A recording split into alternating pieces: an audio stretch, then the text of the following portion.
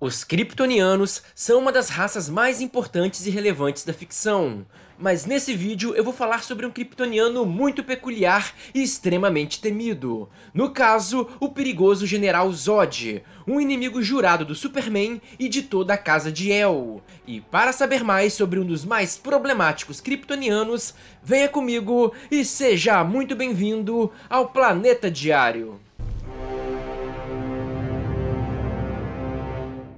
E se você chegou agora no canal, saiba que esse vídeo é parte de um ranking no qual eu exploro os Kryptonianos e coloco eles em um ranking de poder.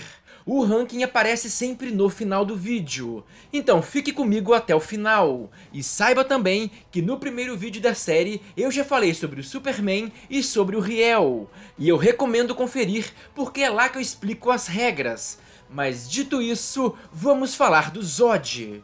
O Dru-Zod, como todo nativo importante de Krypton, pertence a uma das grandes casas.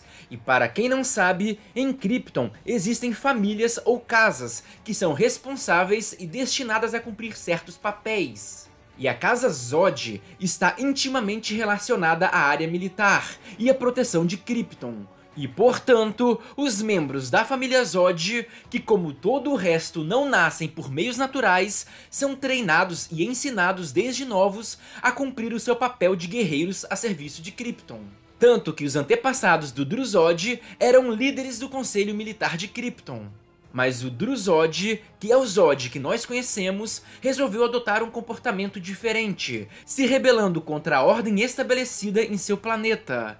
Ele então iniciou uma revolta e uma rebelião, visando tomar o poder e principalmente mudar alguns aspectos da sociedade kryptoniana.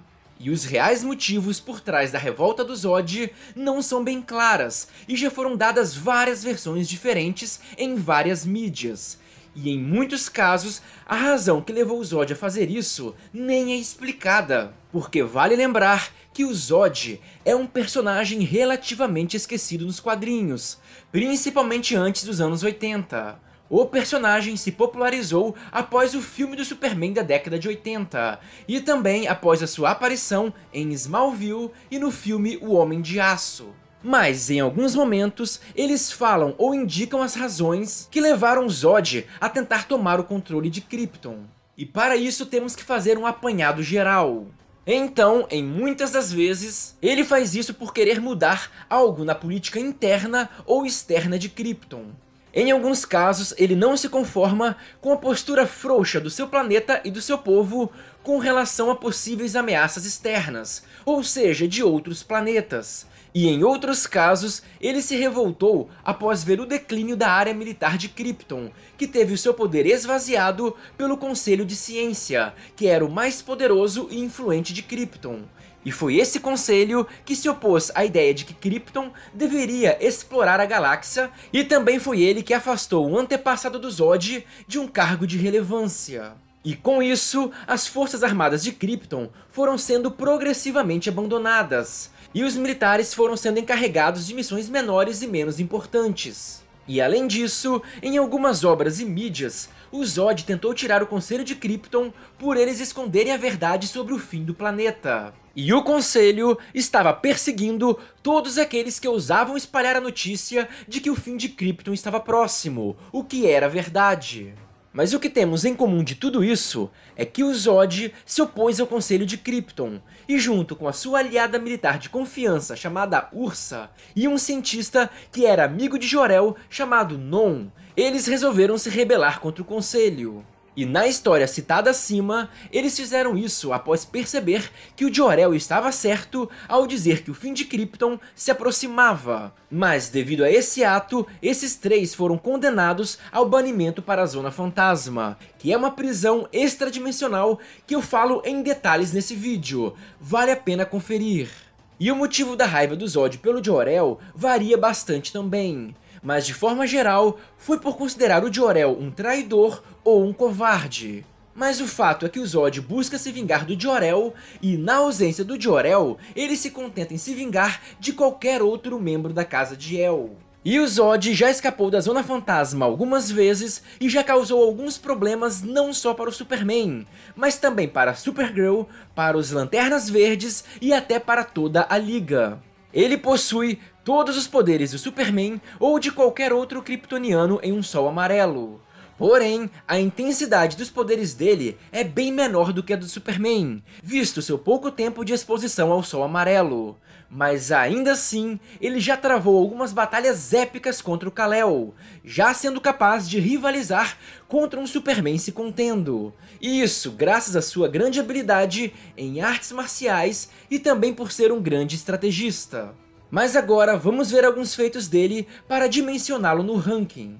E um primeiro momento épico do Zod foi em uma luta dele contra uma turma de heróis, inclusive o poderoso Caçador de Marte, o Gavião Negro, entre outros. E nessa situação, o Zod é atacado pelo Caçador de Marte, mas logo se recupera e revida, jogando o Marciano longe.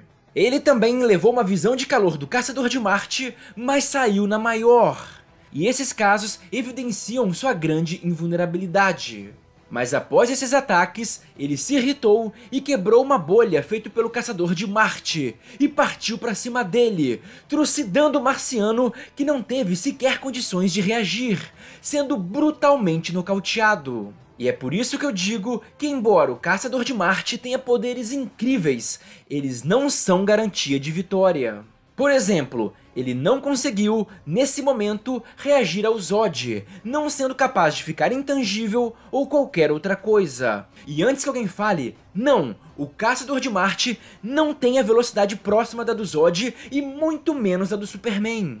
E então, levar uma Speed Blitz é bem possível. E ainda nesse momento, o Gavião Negro bate com a sua arma na cabeça do Zod, enquanto ele amassava o Marciano. E vale lembrar que a arma do Gavião Negro é feita de metal enésimo, que é um metal extremamente poderoso. Mas essa pancada só serviu para deixar o Zod puto. Meu amigo, olha a cara de ferrou que o Gavião Negro fez, e olha a cara de puto do Zod. Fudeu de vez! Essa cena foi incrível, e todos que estavam lá só não foram mortos porque a Mulher Maravilha chegou para ajudar. E como eu já disse, ele já fez lutas incríveis contra o Superman, e mostrou muita técnica, inclusive de chutes. Ele também já quase quebrou um braço do Superman só na força bruta, o que mostra que mesmo com pouco tempo de exposição ao Sol amarelo, ele já tem uma força medonha. Ele também já resistiu a investidas do Superman e a joelhadas da Mulher Maravilha, e seguiu na batalha. Fora que com um golpe, com os dedos, ele danificou uma armadura feita pelo Hefesto, o deus olimpiano que foi responsável por alguns dos itens da Mulher Maravilha. E esse feito escala a força dele a um nível excepcional. Tanto que o Superman disse que ele é o mais perigoso inimigo que ele já havia enfrentado até o momento. O Zod também já destruiu parte do Superman Cyborg com um soco. E cara, o Superman Cyborg é muito forte. E junto com a Ursa, eles surraram 2 Lanternas Verdes, incluindo o Hal Jordan. E isso escala ele facilmente entre os pesos pesados da Liga. Ele também consegue se mover tão rápido que conseguiu atacar a magia e o Killer Croc antes que a magia pudesse lançar um único feitiço.